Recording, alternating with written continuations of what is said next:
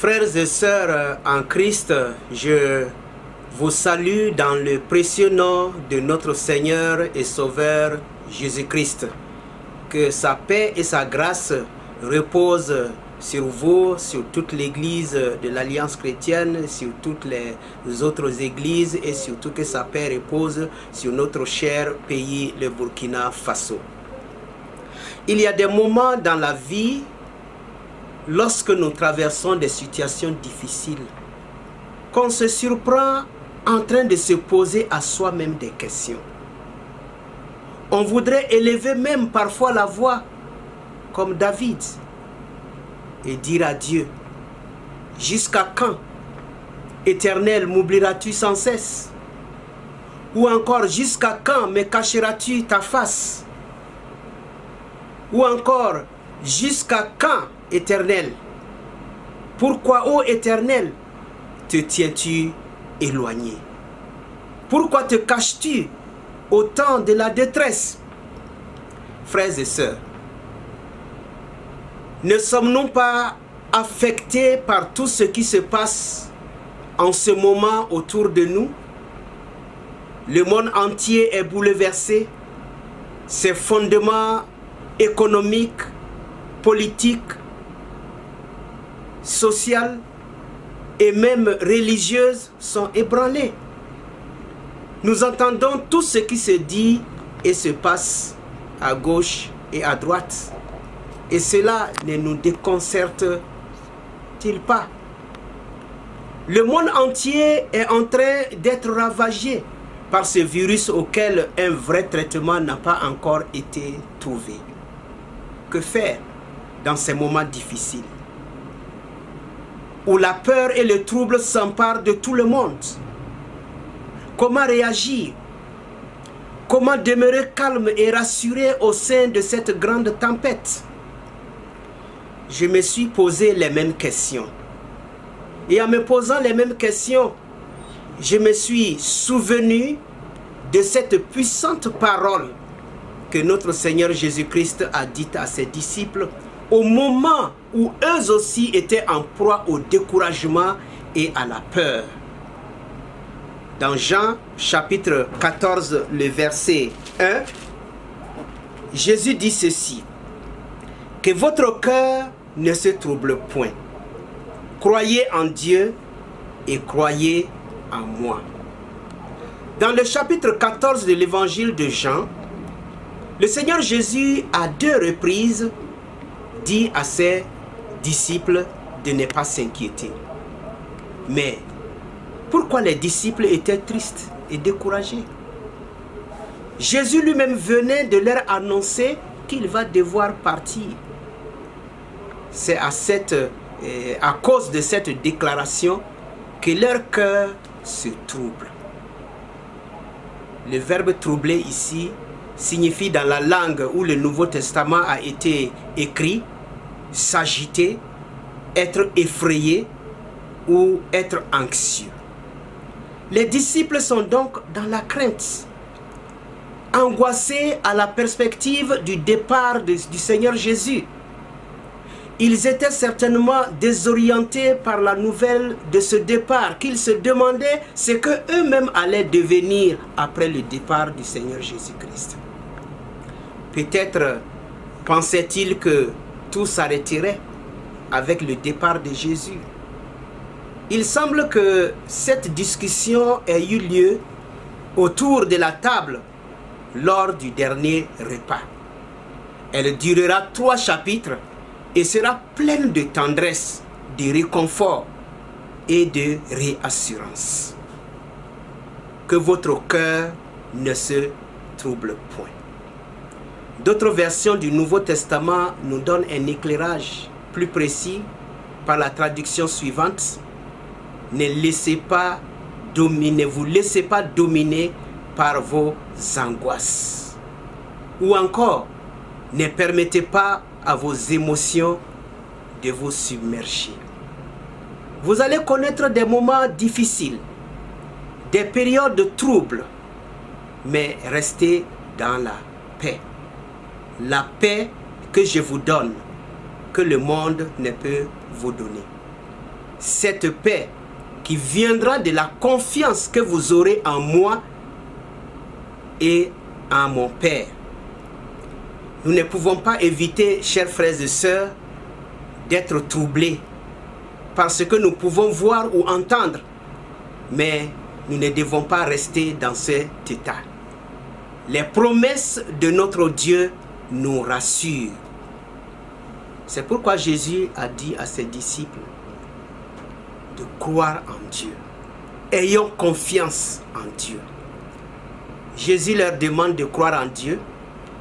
C'est la solution à leurs problèmes. Et c'est la solution à notre problème aujourd'hui.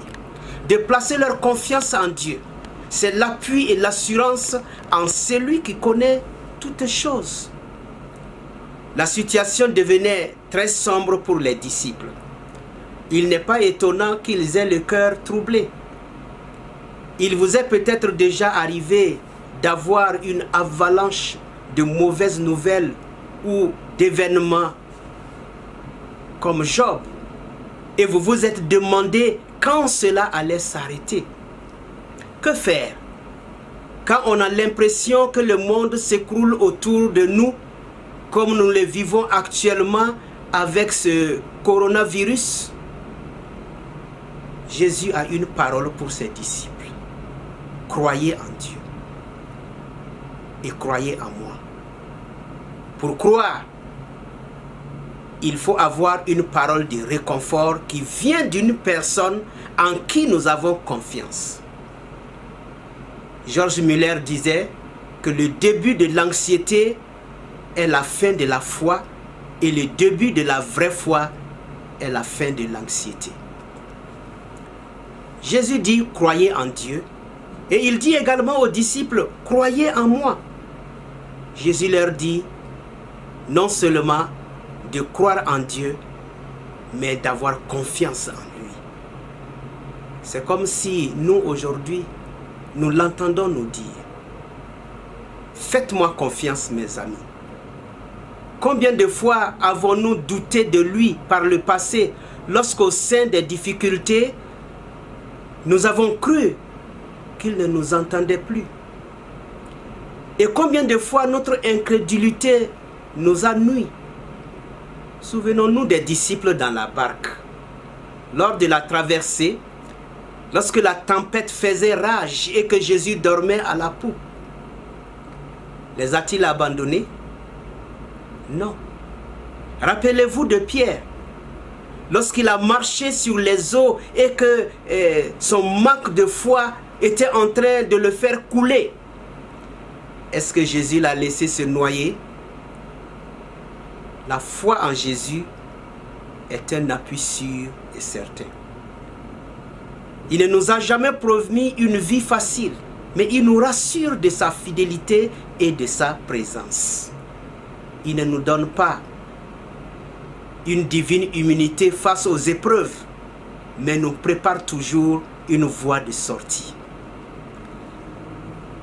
Dans ces temps d'incertitude, nous devons garder la foi et faire confiance à Dieu en toutes choses.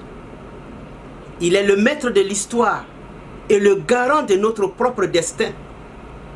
Ne nous laissons pas ébranler et effrayer par les nouvelles apocalyptiques que nous entendons jour après jour. Mais au contraire, assurons-nous d'être à la place où Dieu veut que nous soyons et faire ce qu'il veut que nous fassions. Et par-dessus tout, au milieu de toutes ces difficultés et incertitudes du lendemain que nous vivons, n'oublions jamais ce que Jésus a dit. Je vous laisse la paix, je vous donne ma paix. Je ne vous donne pas comme le monde donne. Que votre cœur ne se trouble point et ne s'alarme point. Levons nos yeux vers le Seigneur. Ne restons pas passifs, écrasés par la peur et l'insécurité. Continuons notre vie quotidienne en nous rassurant que nous ne sommes pas seuls et que notre Dieu veille sur chacun de nous. Ayons cette ferme assurance qu'il est notre lumière et qu'il saura nous guider devant tous les défis qui jalonnent notre route. Ne cessons pas de prier dans nos familles. C'est une période éprouvante également pour l'Église. Une période éprouvante pour l'Église. Raison pour laquelle nous sommes encouragés à prier dans nos familles, à invoquer la grâce de Dieu. Humilions-nous et repentons-nous d'un cœur sincère et crions à notre Dieu. Disons comme l'a fait le roi Josaphat, lorsque l'ennemi venait contre lui pour le détruire, lui et son peuple. Il est dit que dans sa frayeur, Josaphat se disposa à chercher l'Éternel. Josaphat cherche la face de l'Éternel. Il a gardé sa confiance en Dieu. Il a cru en Dieu. Il publie un jeûne pour tout Juda, non pas seul, mais avec les habitants de toutes les villes de Juda. Juda s'est assemblé pour invoquer l'Éternel. Il est dit que l'on vint de toutes les villes de Juda pour chercher l'Éternel, parce que la situation était difficile et le peuple de Juda était en péril. Josaphat se présente dans le temple, c'est-à-dire là où se tient la présence de Dieu. Et Josaphat se présenta au milieu de l'assemblée de Juda et de Jérusalem dans la maison de l'Éternel. Il est dit devant le nouveau parvis. C'est là où le roi Salomon avait proclamé cette prière lors de la dédicace du temple. En 2 Chroniques, il a dit, quand l'ennemi assiégera ton peuple dans son pays, dans ses portes, quand il y aura des fléaux ou des maladies quelconques, si un homme, si tout ton peuple d'Israël fait entendre des prières et des supplications, et que chacun reconnaisse sa plaie et sa douleur, et étende les mains vers cette maison, exauce-les des cieux, du lieu de ta demeure, et pardonne. Rends à chacun selon ses voies, toi qui connais le cœur de chacun, car seul tu connais le cœur des enfants des hommes. Josaphat va rappeler à Dieu la prière, cette prière de Salomon. Il crie à Dieu dans sa détresse, en lui disant, tu exauceras et tu sauveras. Josaphat rappelle à Dieu la situation.